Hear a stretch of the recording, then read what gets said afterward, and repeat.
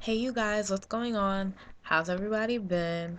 I know I haven't done a video or any of my clinical updates in a little bit. So here's my clinical update number 3. Last Wednesday I had a MRSA patient and he had come in with COPD, chronic obstructive pulmonary disease. And our objectives for the day was to actually get a full health history on the patient, of course assist him with whatever he needed help with, and that was about it. So today, well, hear me today. Last week, I, had to use my PPE, and what was it like having a contact precautions patient? He was really great. Don't get me wrong, like he was a great guy, and I enjoyed his company. He enjoyed my company. I mean, that morning when I took report from the nurse, she told me that he was actually, a bit agitated. He was cranky, he wasn't in a good mood or anything. And my initial thought was, yikes, he's not in a good mood. And I'm gonna have to go in there and ask him all these questions about his health history. And, I didn't want to bother him, honestly.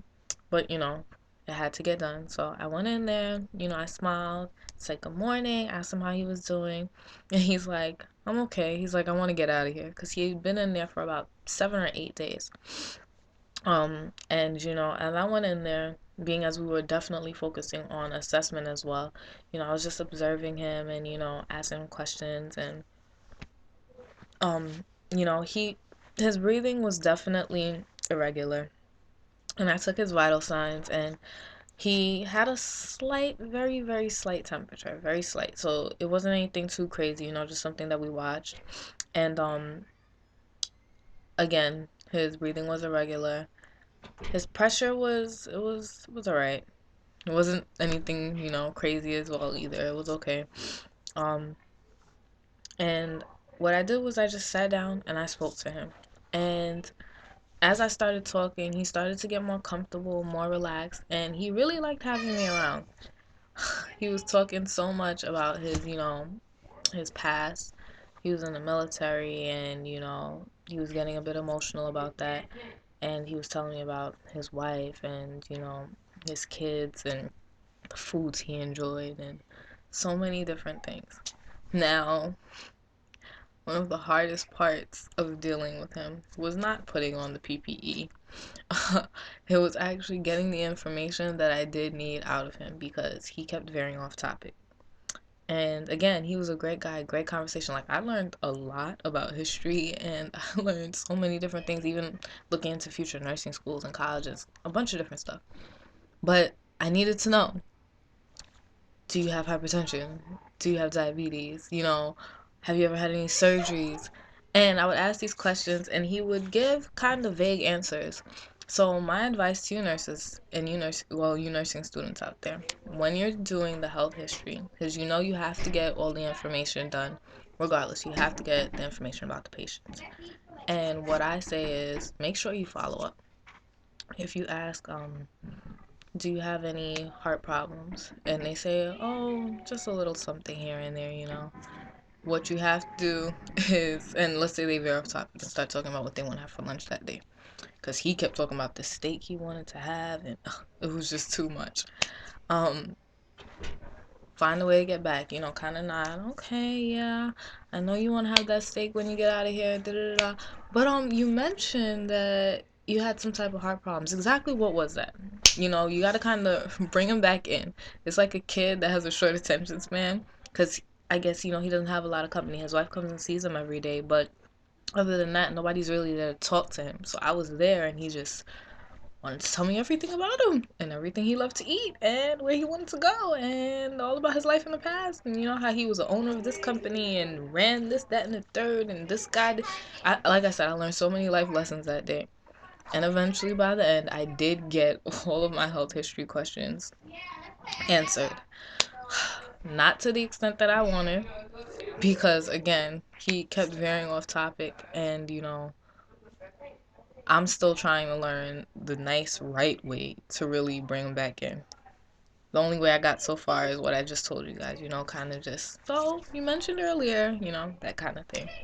Um, Other than that, One of the things that did kind of annoy me, and it's kind of silly, because, obviously you want to stay protected, but every time you go into that room, you have to have your PPE on.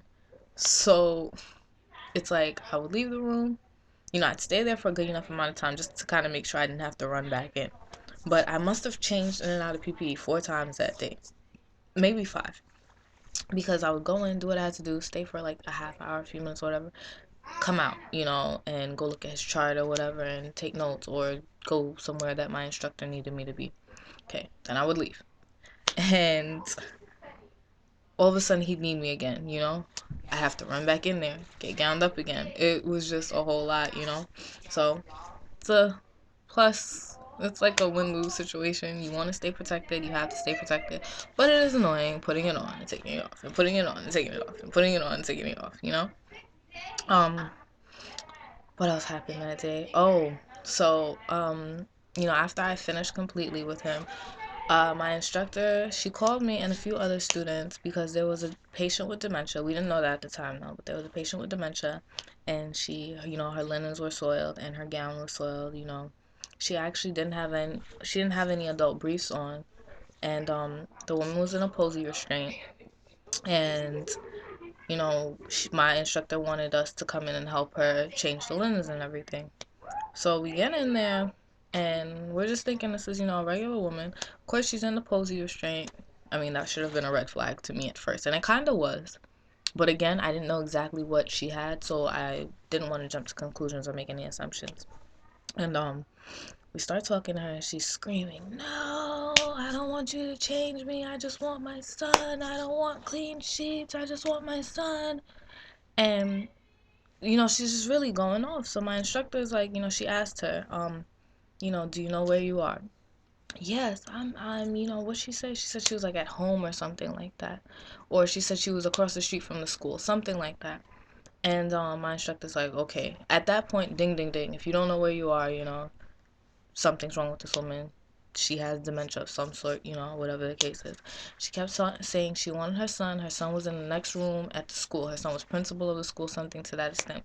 But it was so hard to get her control. We were log rolling her so that, it was 1, 2, 4 students and my instructor, which honestly, that was a whole lot of people in there for a dementia patient. But again, we didn't know at the time when we went in that, she had dementia. And they're turning her and we're turning her back, and she was just going off. And she's like, why are they doing this to me? Why do they do this to me? Why don't they like me? Referring to the posy restraint. And I mean, I can understand. Nobody wants to be restrained and tied up, and like, she couldn't move. But if she got up, who knows where she would have went. So had to keep her restrained. And she's just going crazy, and I'm trying to find her name tag because we didn't know her. She wasn't one of our patients. Finally got her name tag on her wrist, and I said her name. And as soon as I said her name, it was like a light bulb went off. And I was just very calm and soothing because, like, I don't know if I've mentioned it on here, both my grandmothers have Alzheimer's. So I do have experience dealing with dementia patients.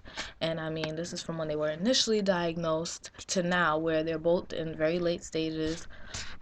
They're both bedridden. One's in a nursing home. One does live at home in her house. She has home health aides.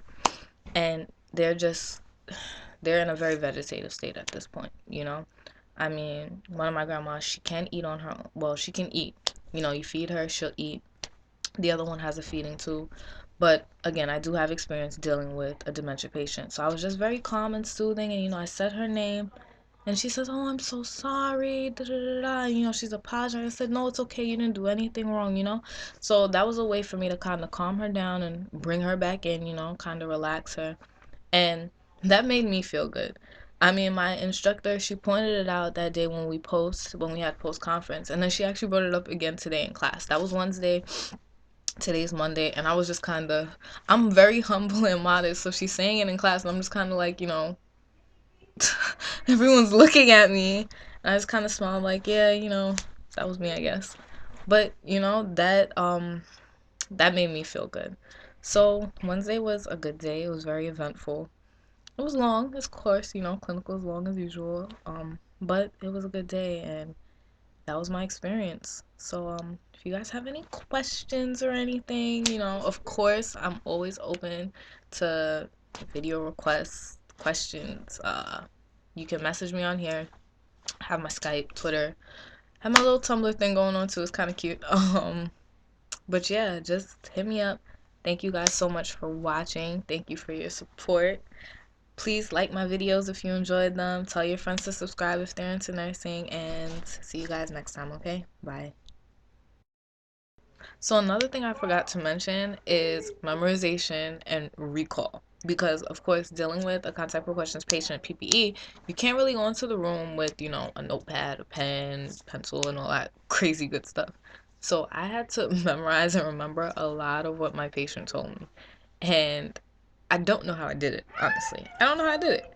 I managed somehow, but I don't know how I did it. So, definitely as future nurses, we have to be able to memorize and recall information and just keep it locked down in our brain until we get to the chart some kind of way. If there are any nurses out there who have hints and tips on that, let me know. I honestly do just figure that it's one of those things you just gain with time and experience, the ability to kind of soak it in like a sponge and absorb it. But yeah. So that was the last thing I had to mention. Sorry about that, guys. Again, thank you for watching and keep liking my videos and subscribing, okay? Bye, guys.